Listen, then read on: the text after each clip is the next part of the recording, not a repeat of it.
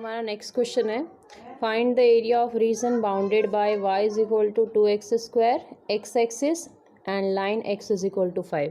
यहाँ पे clearly mention किया है एक्स एक्सिस के बीच में और line x is equal to 5, मतलब आपको अपर लिमिट गिवन है और x एक्सिस है और ये पैराबोला है, तो हमें ये भी मालूम है कि ये x इज इक्वल टू 0 पे भी कट करेगा। तो सबसे पहले हम देख लेते हैं कि पैराबोला का शेप कैसा होता है। तो ये है हमारे x axis and y axis. अब आप चाहे तो वैल्यू पुट करके देख लीजिए। जब हम x की जगह पे 0 पुट करेंगे तो y क्या मिलेगा 0। जब आप x की जगह 1 पुट करते हो तो y मिल रहा है 2।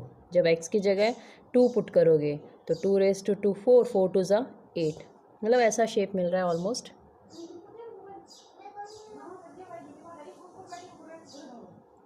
ऐसा शेप मिलेगा y is equal to 2x square का। अब x इज इक्वल टू 5 है तो समवेयर यहाँ पे x इज इक्वल टू 5 होगा। तो जब x इज इक्वल टू 5 होगा तो हम करस्पॉन्डिंग चाहे तो पॉइंट भी देख सकते हैं कि यहाँ पे कौन सा पॉइंट मिलेगा। ये देखने का वे होता है, आप इसमें ये वैल्यू पुट करेंगे तो हमें वैल्यू मिल जाएगी। सी सॉल्यूशन, हमारे पास कर्व जो है वो है y is equal to 2x square और x इज इक्वल टू 5 है।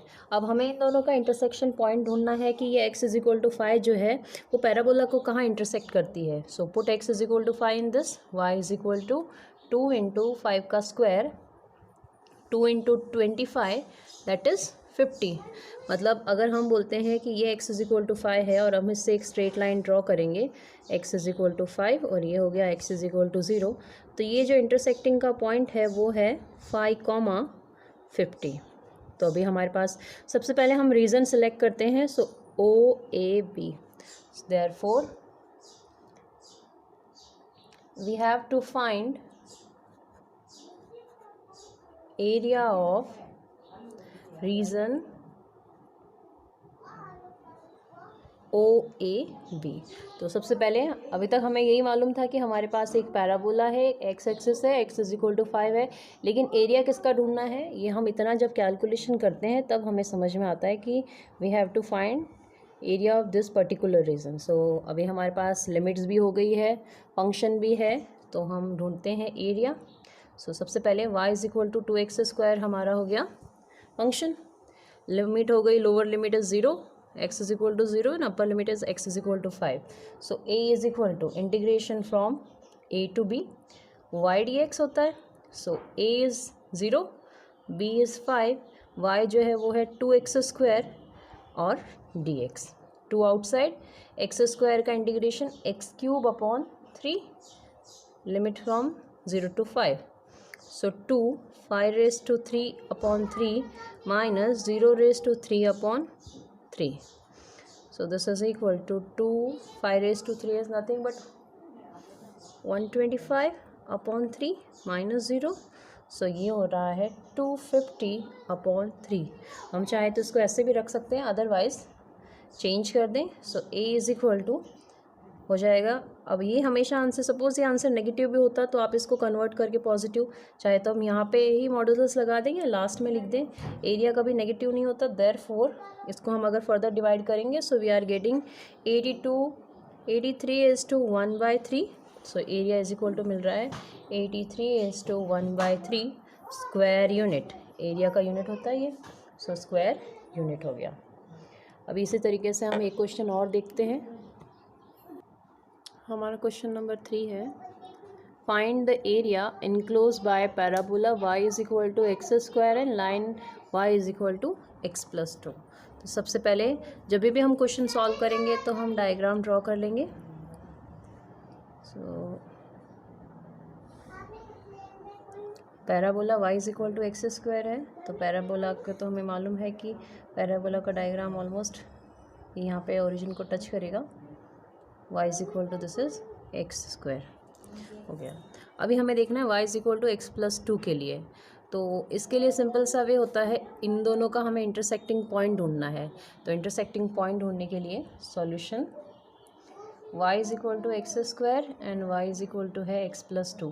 इंटरसेक्टिंग पॉइंट तब मिलेगा जब हम एक दूसरे को सब्सिट्यूट करेंगे। जब दोनों का LHS इक्वल है तो हम ये लिख सकते हैं कि एक्स स्क्वायर जो है वो x प्लस 2 के भी इक्वल होगा। अगर ये इक्वल है मतलब x square minus x minus 2 equal to किसके बराबर होगा, 0 के।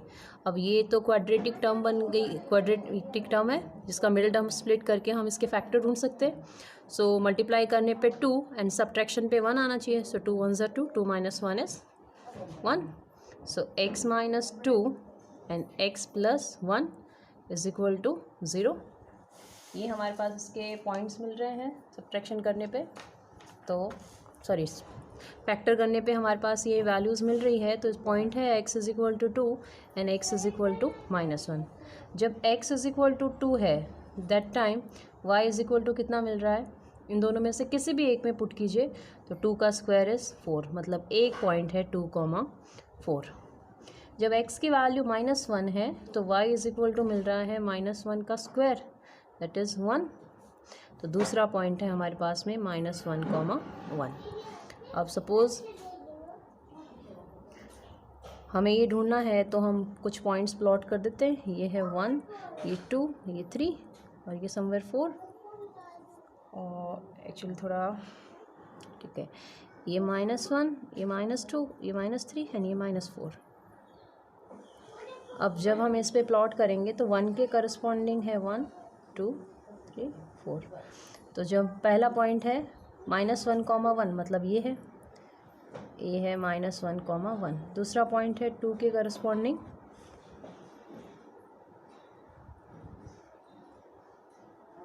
4 2,4। ये रफली है, दैट्स वाई थोड़ा इसमें करेक्ट नहीं आया क्योंकि हमने y is equal to x square बिना कैलकुलेशन किए ड्रॉ किया था। सो ये हो रहा है हमारे पास में y is equal to x plus 2। तो ये 1, ये 2, ये समवेयर 3 और ये 4 और ये इस तरीके से हुआ। तो ये हमारे पास में है y is equal to x plus 2 जो है कर्व। अभी इसको आप डायरेक्टली भी प्लॉट कर सकते थे और हमने दोनों का इंटरसेक्शन पॉइंट निकाल लिया तो हमें क्लियरली मालूम हो गया कि हमारा जो एरिया है वो इस रीजन का हमें एरिया ढूंढना है। तो ये हो गया A, this is point B और ये हो गया A। So we have to find area of OAB। अभी हमें इसका एरिया ढूंढना। अभी ये दो कर्व के इंटरसेक्शन से मिला है तो थर्ड फार्मूला हम यूज़ करेंगे। तो सेडेड पोर्शन का एरिया जो होगा, एरिया का फार्मूला है हमारे पास में integration from A to B f1x minus f2x dx। तो यहाँ पे ऑलरेडी हमारे पास y के टर्म में मतलब इसी टर्म में है। अब लिमिट्स जो है हमें x की रखनी है। तो this is x is equal to -1 और this is x is equal to 2। तो हमारे पास लिमिट भी है। तो f1x माइनस f2x लिमिट है -1 to 2। f1x जो है वो हमारे पास, इन दोनों में से आप कोई भी पुट करो, आंसर में ओनली प्लस माइनस से डिफरेंस आएगा जो वेरी मैटर नहीं करेगा because area is never negative और हम स्टार्टिंग में ही इसका मॉडुलस लेते हैं। सो वो कोई प्रॉब्लम नहीं है। So X square minus X plus 2 dx this is equal to -1 to 2 X square minus x minus 2 dx। अब जब हम इसको इंटीग्रेट कर रहे हैं x³/3 x square upon 2 minus 2x integration from -1 to 2। अब upper limit and lower limit put करेंगे। 2�3/3 minus 2⁻² minus 2 × 2 minus lower limit -1�3/3 minus 1⁻² minus 1⁻²² minus 2 × -1। So 2⁻³ is 8/3, 1 to get cancel -2 -4 minus -1/3 -1/2 plus 2। ये हो गया 4 × 6, 6 3 is 18, 18 minus 8 is 10/3 minus